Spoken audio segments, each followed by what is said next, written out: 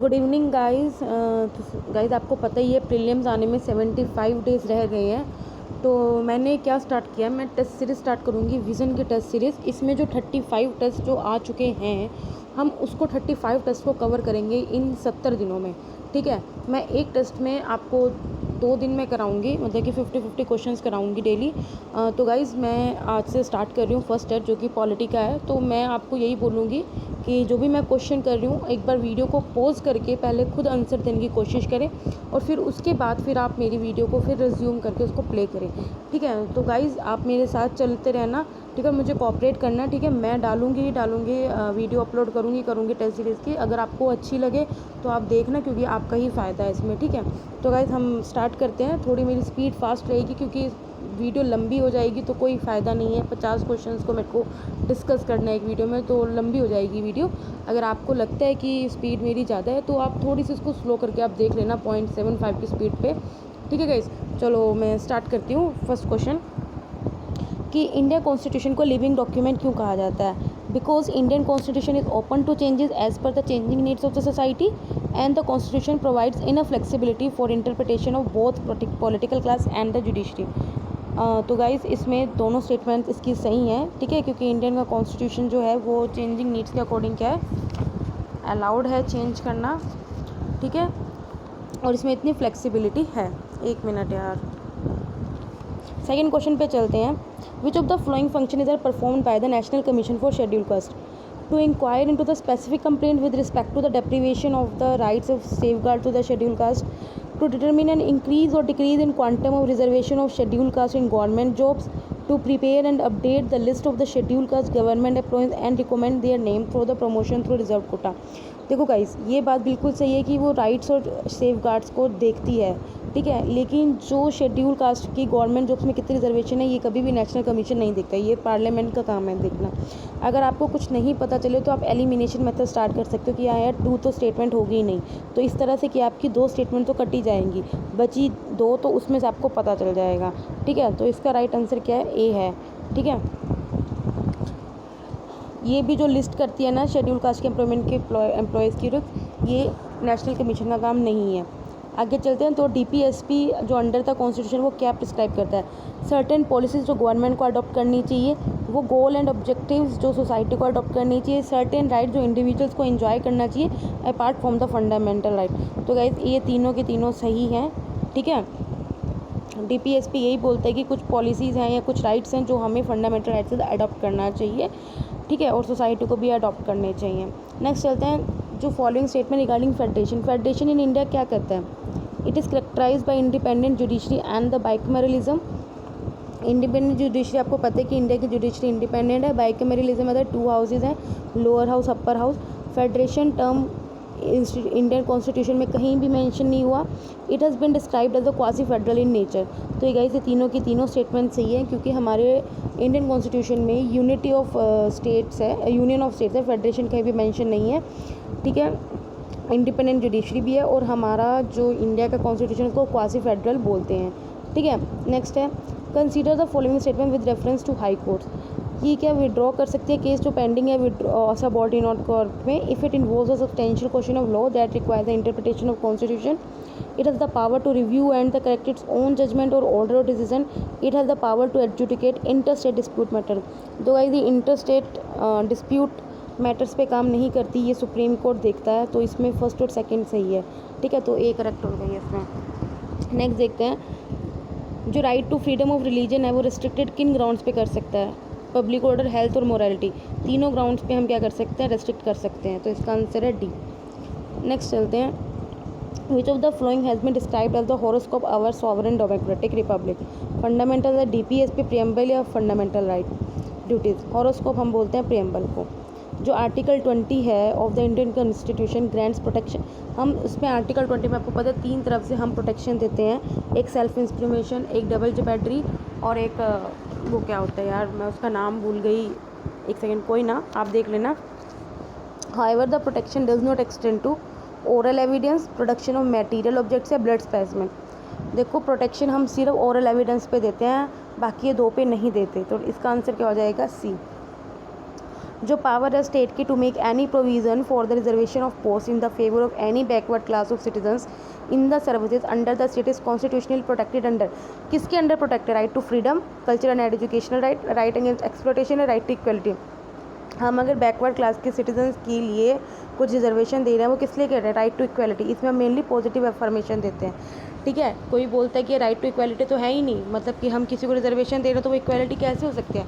हमारा कॉन्स्टिट्यूशन क्या करता है? पॉजिटिव अफर्मेशन पे काम करता है, पॉजिटिव डिस्क्रिमिनेशन पे, ठीक है। नेक्स्ट क्वेश्चन देखते हैं, जो following statement regarding article 33। Article 33 आपको पता ही होगा, ठीक है। इसमें क्या है, जो पावर होता है जो लॉज बनाने के अंडर आर्टिकल 33, क्या वो सिर्फ पार्लियामेंट पे है, स्टेट लेजिस्लेचर पे नहीं है? जो लॉज मेड हो रहे हैं आर्टिकल 33 में उसको किसी भी कोर्ट में चैलेंज नहीं किया जा रहा अगर उसमें फंडामेंटल राइट्स का वायलेशन हो रहा है। Laws made under the article 33 cover only the combatant employees and the officers of the armed forces. तो गाइज़ इसमें क्या है, जो थर्ड स्टेटमेंट है वो गलत है, ठीक है। जो भी लॉज 33 आर्टिकल के अंडर बनते हैं अगर उसमें फंडामेंटल राइट्स का वायलेशन हो रहा है तो वो कोर्ट में चैलेंज नहीं हो सकता, ये बिल्कुल सही है। और जो पावर है वो सिर्फ पार्लियामेंट को है, स्टेट लेजिस्लेचर्स को नहीं है। तो इसमें फर्स्ट और सेकंड स्टेटमेंट सही है, ठीक है गाइज। हाँ, नेक्स्ट क्वेश्चन पे चलते हैं अपने। Which of the employees officers are covered under the jurisdiction of CAT, central administrative जो ट्रिब्यूनल है इसके अंडर कौन से ऑफिसर्स कवर होते हैं? क्या officer servants of supreme court, secretariat staff of the parliament, officers of all India services and civilian employees of defence service, कौन कौन से इसमें होते हैं? See guys, officer of all India services cover होते हैं और जो डिफेंस सर्विस के सिविल एम्प्लॉयज़ हैं वो कवर होते हैं, जबकि जो पार्लियामेंट का स्टाफ और जो सुप्रीम कोर्ट के ऑब्जर्वेंट्स हैं ये नहीं होते। तो ये आपको थोड़ा याद रखना है, ठीक है। तो इसमें क्या आंसर हो जाएगा? सी हो जाएगा, ठीक है। एक ट्रिब्यूनल है, ये ओरिजिनल जुरिस्डिक्शन एक्सरसाइज करता है इन रिलेशन टू रिक्रूटमेंट या फिर कोई भी जो सर्विस मैटर्स हैं पब्लिक सर्वेंट्स के ऊपर, उन मैटर्स को क्या करता है? कवर करता है। ये कोई भी डिफेंस फोर्सेस के मेंबर्स या सुप्रीम कोर्ट के ऑफिसर सर्वेंट्स या सेक्रेटेरिएट ऑफ पार्लियामेंट उनको कवर नहीं करता, ठीक है। नेक्स्ट क्वेश्चन पे चलते हैं। If a national emergency is declared on the ground of armed rebellion, ठीक है। अगर नेशनल इमरजेंसी आर्म्ड रिबेलियन पे डिक्लेयर हो जाए तो क्या केस में सही है? Fundamental rights under article 19 are automatically suspended, president can suspend the right to move the court for the enforcement of the fundamental rights, the enforcement of the fundamental rights granted by article 21 and 22 can not be suspended. तो guys पहली बात तो ये है कि जो article 20 और सिर्फ 21 है जो एब्सोल्यूट है, तो जैसे 22 आ गया तो ये इधर ही गलत होगी, तो आप 3 जहाँ भी स्टेटमेंट उसे हटा दो, ठीक है। तो ऑफकोर्स इसमें बी सही है। प्रेसिडेंट को राइट है कि वो सस्पेंड कर सकता है, कोई भी हम अगर हमारे फंडामेंटल राइट्स एनफोर्स नहीं हो रहे तो हम कोर्ट में नहीं जा सकते। और रही जो अंडर आर्टिकल फंडामेंटल राइट्स हैं वो ऑटोमेटिकली सस्पेंड नहीं हो सकते, क्योंकि जो आर्टिकल 358 है वो डील करता है suspension of the fundamental rights granted by article 19। जो हमारा प्रेसिडेंट नेशनल इमरजेंसी है वो आर्टिकल 352 के तहत लगती है, ठीक है। Right to contest election, panchayat में कॉन्टेस्ट इलेक्शन करने का क्या राइट है? कॉन्स्टिट्यूशनल, स्टैट्यूटरी, लीगल या फंडा? कॉन्स्टिट्यूशनल राइट है, ठीक है। ये कॉन्स्टिट्यूशन में मेंशन है, ठीक है। तो ये हमारा कॉन्स्टिट्यूशनल राइट है। आगे बढ़ते हैं, एक minute. Which of the following are the characteristic of the parliament form of the government? Sovereignty of the Indian parliament, presence of the nominal and the real executive and the collective responsibility of the executive to the legislature. तो guys आप बताओ क्या इसमें सही है?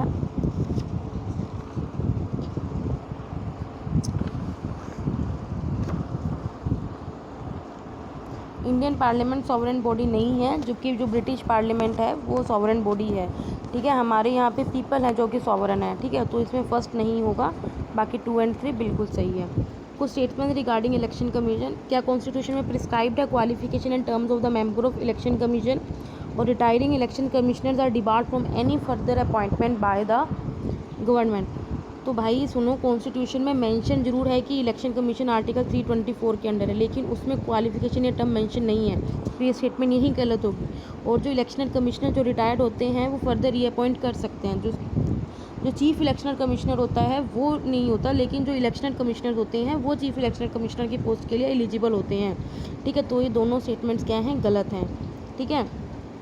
Next, ये consider the following passage, it was known as the act for the good government of India, it abolish the East India company and transfer the powers of the government territories and the revenue to the British crown. कौन से statement, कौन से ये जो statement थी किस act के according बोली है? Government of India 1858, charter act 1853, Indian council act 1861 या गवर्नमेंट ऑफ इंडिया एक्ट 1919? तो भाइयों सुन लो, good government of India act जो आया था, गवर्नमेंट ऑफ इंडिया एक्ट 1858 था।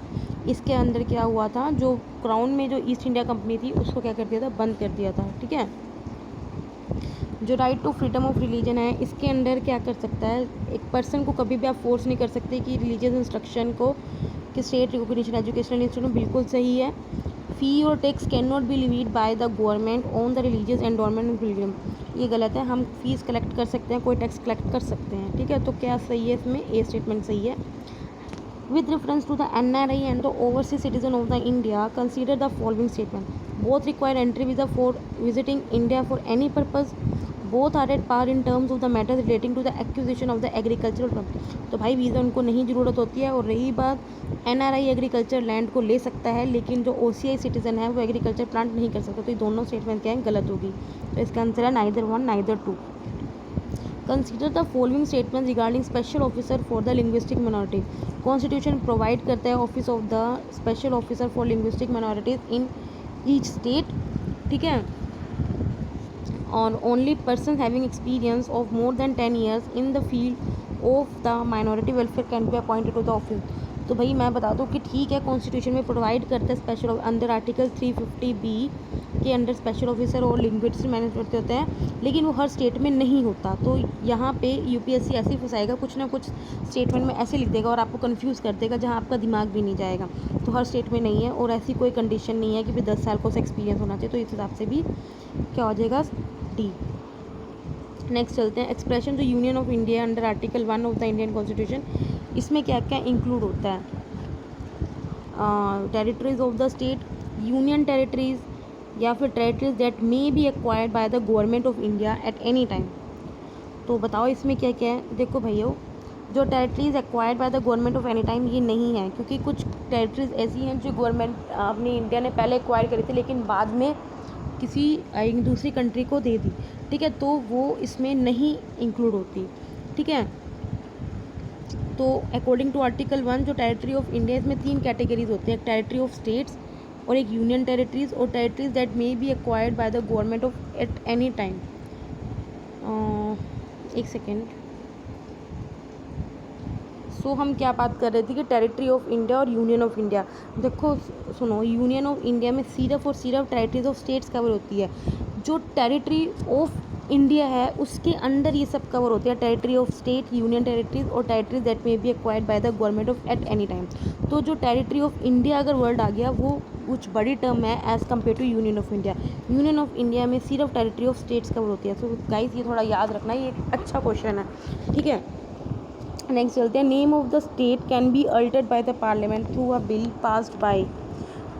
तो भाई अगर आपने कोई भी स्टेट का नाम बदलना है, जैसे उत्तराखंड का उत्तरांचल किया, ठीक है, बेंगलोर का बेंगलुरु किया, तो क्या पार्लियामेंट कैसे बिल पास करेगी? सिंपल मेजोरिटी, स्पेशल मेजोरिटी, या special majority of the parliament ratification by the state legislature, absolute majority. तो भाई ये सिंपल मेजोरिटी से काम हो जाते हैं। नेक्स्ट क्वेश्चन देखते हैं, with reference to the relationship between liberty and equality consider the following statements. Without equality liberty would produce the supremacy of the few over the many. Equality without liberty would inhibit the individual initiative. दोनों statement बिल्कुल correct है, इसमें बस आपको अपना दिमाग लगाना है। ठीक है। With reference to state organisation commission consider the following statement. ये कि 1947 में सेटअप होता, नहीं, ये 1953 में सेटअप हुआ था। ये किसके अंडर चेयरमैनशिप? फैजल अली की, बिल्कुल सही है। इसने रिजेक्ट कर दिया थ्योरी 1 लैंग्वेज 1 स्टेट की, भी बिल्कुल सही है। तो 2 एंड 3 के स्टेटमेंट सही है। Consider the following statement with respect to writ justification.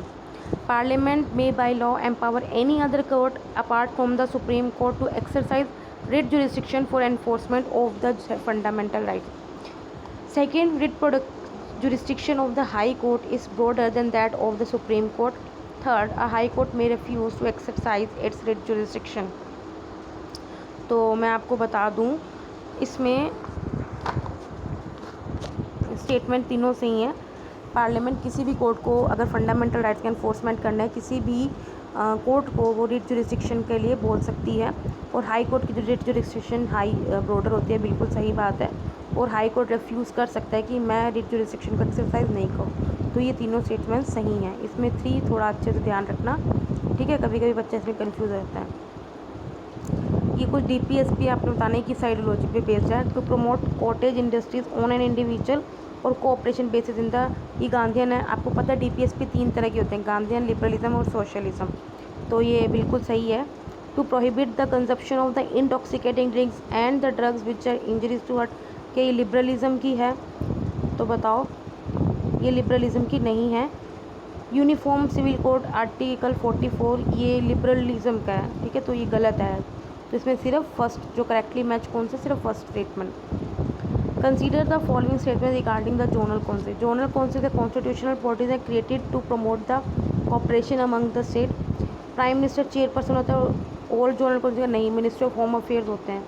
ये जो इसके जो डिसीजंस हैं वो स्टेट गवर्नमेंट पे बाइंडिंग होते हैं, तो नहीं भाई, ये सिर्फ एडवाइजरी होते हैं, ठीक है। तो इसमें तीनों के तीनों क्या है, गलत है, तो none. Zonal council constitutional bodies नहीं है। जो इंटर स्टेट काउंसिल है अंडर आर्टिकल 263 वो कॉन्स्टिट्यूशनल बॉडी है, जोनल काउंसिल्स नहीं है, ठीक है। मेरी बात आपको होप सो समझ में आ रही है, मुझे पता है मैं थोड़ी तेज़ करा रही हूँ। जो जोनल काउंसिल है वो क्या, स्टैट्यूटरी बॉडीज़ है, ये याद रखना कौन सी है, स्टैट्यूटरी बॉडीज़ है। आगे चलते हैं। देखो, नीति आयोग में 2 तरह की विंग होती हैं, एक तो रिसर्च विंग होती है और एक टीम इंडिया विंग होती है। तो इन्होंने पूछा जो टीम इंडिया विंग है नीति आयोग में, उसमें कौन कौन लोग होते हैं? Prime minister of chief executive officer, representative from every state and central minister, top notch domain expert, specialist and the scholars और young scholars and the student interns working with them. तो भाई टीम इंडिया विंग में हर state के representative होते हैं, central minister होते हैं। जबकि जो रिसर्च विंग और कंसल्टेंसी विंग होते हैं उसमें एक्सपर्ट्स होते हैं अलग अलग फील्ड के, ठीक है। आगे चलते हैं। जो हमने पावर ऑफ जुडिशियल रिव्यू है, क्या वो अमेरिकन कॉन्स्टिट्यूशन से लिया हुआ है? DPSP क्या कैनेडियन कॉन्स्टिट्यूशन से लिया है? आइडिया ऑफ रेजिड्यूरी पावर क्या ब्रिटिश कौन? तो आपने बताना इसमें से कौन सा करेक्ट मैच है। तो भाइयों इसमें सिर्फ पहला सही है, क्योंकि DPSP हमने आयरलैंड से लिया है। आप इसको याद कर सकते हो, ID कार्ड होता है ना, उस तरह से याद करो, आयरलैंड और DPSP। और जो रेजिड्यूरी पावर का जो कंसेप्ट है वो हमने कनाडा के कॉन्स्टिट्यूशन से लिया है, ठीक है। तो रेजिड्यूरी पावर का वैसे किस पे जुरिस्डिक्शन होता है? Central government residuary power subjects के ऊपर काम कर सकती है। तो इसमें सिर्फ फर्स्ट स्टेटमेंट सही है। बढ़े आगे। Under the constitution of India to protect monuments, places and objects of the artistic और the historic interest which are declare to be of national importance, किसके अंडर गिवन है? DPSP के अंडर है, fundamental duty, या preamble में है, या कुछ सब्जेक्ट है 7 शेड्यूल में? तो भाइयों ये फंडामेंटल ड्यूटी है।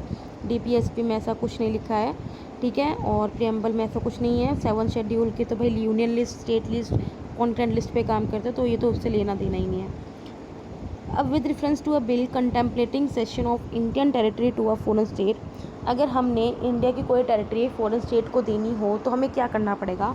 क्या हमें प्रेसिडेंट की प्रायर रिकमेंडेशन चाहिए, या such a bill can be post with a simple majority of the both the house of the parliament? क्या सही है इसमें? तो भाई ये दोनों गलत हैं, क्योंकि देखो अगर हम अपनी इंडियन टेरिटरी किसी फॉरेन स्टेट को दे रहे हैं तो हमें अमेंडमेंट चाहिए। क्या है? अमेंडमेंट चाहिए, और उसके लिए हमें प्रेसिडेंट की प्रायर रिकमेंडेशन नहीं चाहिए। और दूसरी बहुत ऐसे बिल को हम स्पेशल मेजोरिटी से पास करेंगे, ना कि सिंपल मेजोरिटी से। तो ये नाइदर 1 नाइदर 2। अब next question, which of the following state is are the implication of the imposition of the president rule in a state? President rule अगर स्टेट में लगना है तो किस वजह से लगता है भाई? प्रेसिडेंट ने अगर डिसमिस कर दिया state council of ministers headed by the chief minister, parliament passes the state budget and the state legislative bills, the power and the functions of the concerned state high court are taken over by the supreme court। तो भाई देखो, president कभी भी dismiss करेगी अगर किसी state legislative assembly को, तो ये तभी करती है तब या तो वहाँ पे कॉन्स्टिट्यूशनल मशीनरी बिल्कुल बिगड़ चुकी हो। तो ये पहली स्टेटमेंट बिल्कुल सही है, सेकंड भी सही है। और रही बात स्टेट हाई कोर्ट की पावर अगर सुप्रीम कोर्ट ले ले, ऐसा कुछ नहीं होता, ठीक है इसमें। तो इसमें सिर्फ बी सही है। जो गवर्नमेंट ऑफ इंडिया एक्ट था 1919 में, उसके अकॉर्डिंग क्या है कि हमने डायरकी को अडॉप्ट किया था प्रोविंसेस और सेंट्रल दोनों में। अपॉइंटमेंट किया था हमने स्टैट्यूटरी कमीशन का जो इंक्वायर कर सके working of this act. Establishment of public service commission. तो भाई सुनो, पहली स्टेटमेंट में क्या है, हमने डायरेक्टली सिर्फ प्रोविंसेस पे अडॉप्ट की थी, सेंटर में नहीं की थी।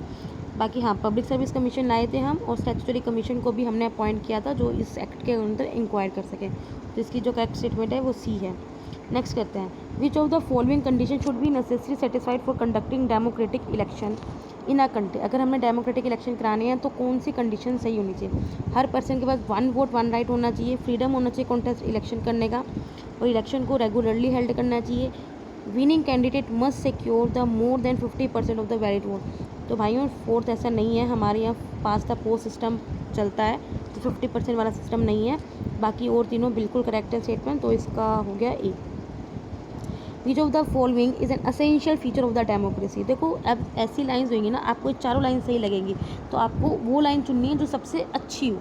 People directly take all the major decisions, each adult resident must have the 1 vote of equal value, government is limited by basic value of the constitution and citizen right, frequent conduction of the referendum to solicit.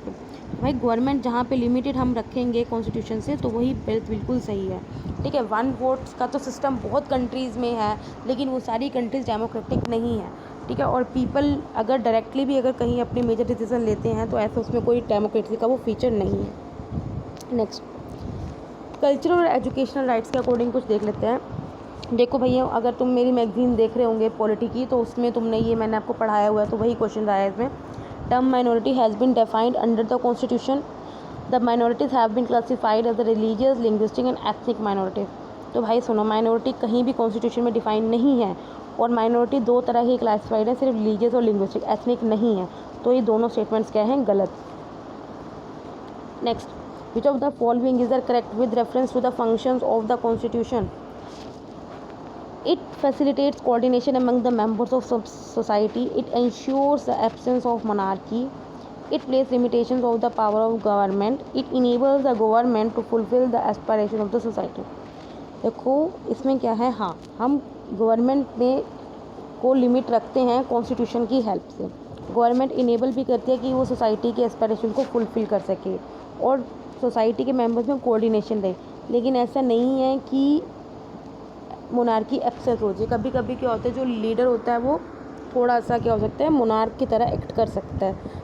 तो इसमें क्या है, 1, 3, 4। ठीक है, अगर आपको इसकी अच्छे से एक्सप्लेनेशन चाहिए तो मैं आपको उसको बता देती हूँ।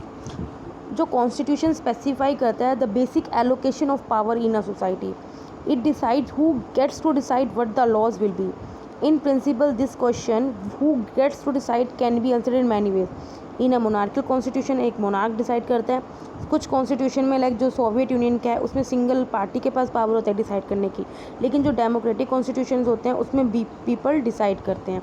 ठीक है, तो स्टेटमेंट 2 करेक्ट नहीं है, इसका correct. Next, consider the following statement regarding the preventive detention. Constitution authorise करता है पार्लियामेंट को to make laws regarding preventive detention, only parliament को। A person can be detained indefinitely under the preventive detention laws upon periodic review and authorization by government। तो भाई ये दोनों statements ही गलत हैं, क्योंकि हर स्टेट ने अपने भी लॉज बना रखे हैं। जैसे यूपी ने अपना बना रखा है, महाराष्ट्र ने एमको का बना रखा है। ठीक है, और प्रिवेंटिव डिटेंशन के अंडर हम ज़्यादा 3 महीने ही किसी बंदे को बुक करके रख सकते हैं, इनडेफिनेट पीरियड के लिए हम नहीं रख सकते। दोनों के दोनों स्टेटमेंट्स ये गलत। नेक्स्ट क्वेश्चन पे आते हैं। Consider the following statements. The children of the foreign diplomats posted in India cannot acquire Indian citizenship by birth.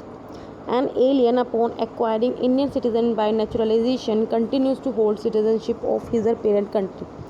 तो भाई देखो, अगर आपने इंडिया की सिटीज़नशिप ले ली, तो अगर आप दूसरी कंट्री की भी सिटीज़नशिप होल्ड रख रहे हो तो ऐसा कोई रूल नहीं है। आपको दूसरे की सिटीज़नशिप को पहले त्यागना पड़ेगा, उसी के बाद आप इंडिया की सिटीज़नशिप ले सकते हो। तो यहीं पे सेकंड स्टेटमेंट गलत होगी।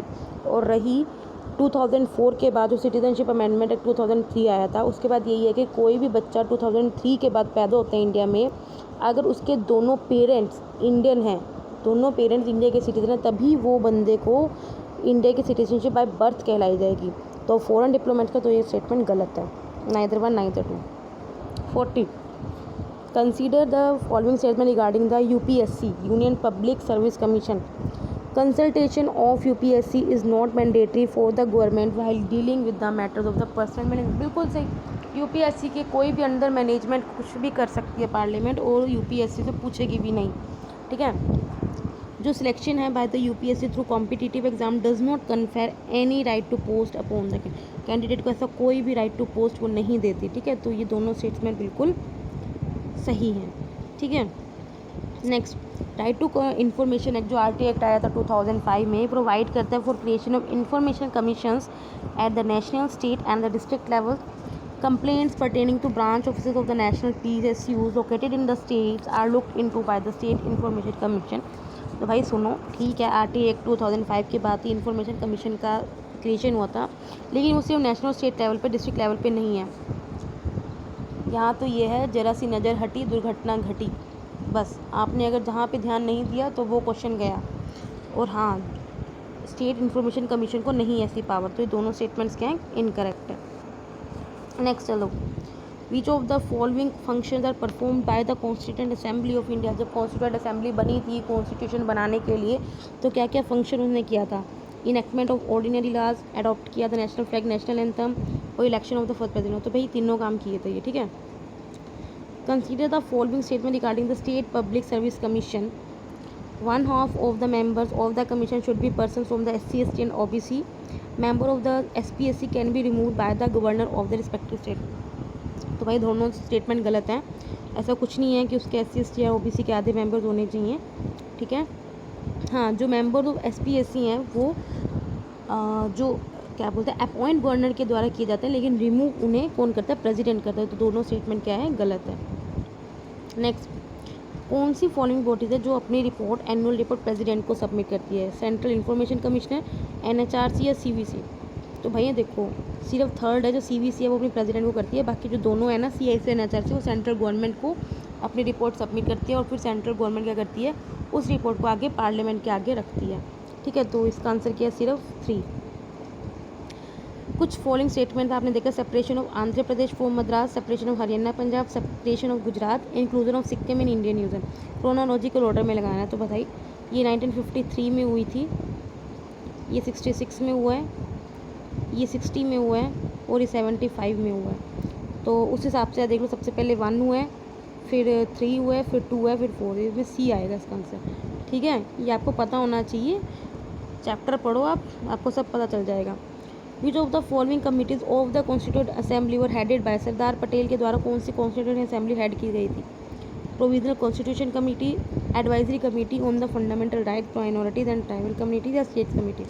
तो भाई पहली 2 कमेटी करी जाएगी, स्टेट कमेटी जवाहरलाल नेहरू के द्वारा हेड की गई थी। तो इसमें एक कौन सी। हाँ, ऐसे क्वेश्चन होते हैं, बच्चा रह जाता है क्योंकि हर एक नाम वो याद नहीं कर सकता, ठीक है। पर अगर आप मल्टीपल टाइम रिवीजन की है आपने लक्ष्मीकांत की, तो आपको याद भी रह सकता है।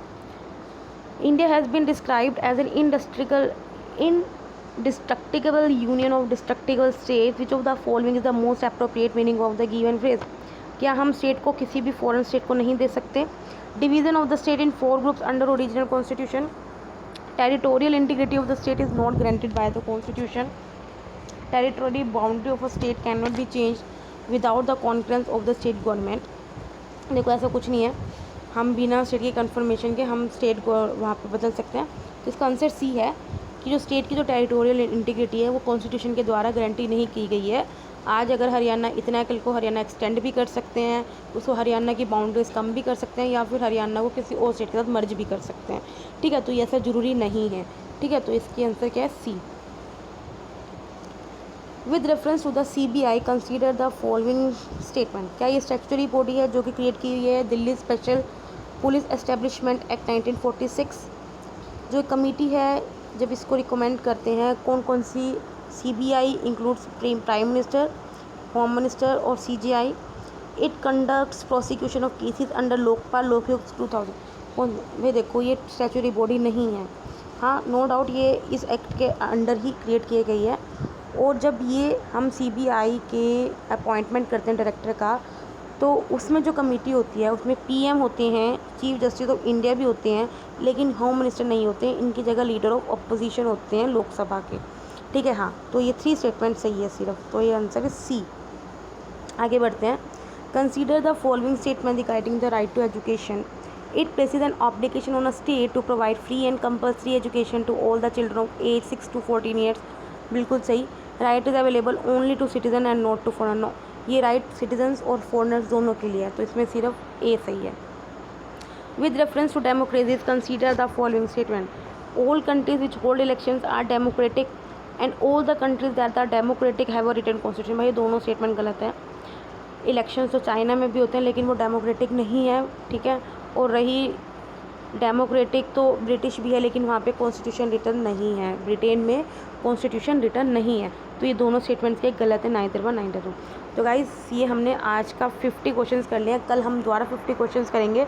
आप मेरे साथ बने रहो. मैं तो 35 के 35 टेस्ट आपके करा दूँगी, जो तो प्रीलिम्स तक आपके 35 टेस्ट से कवर हो जाएंगे. तो चलिए गाइस, टाटा बाय बाय.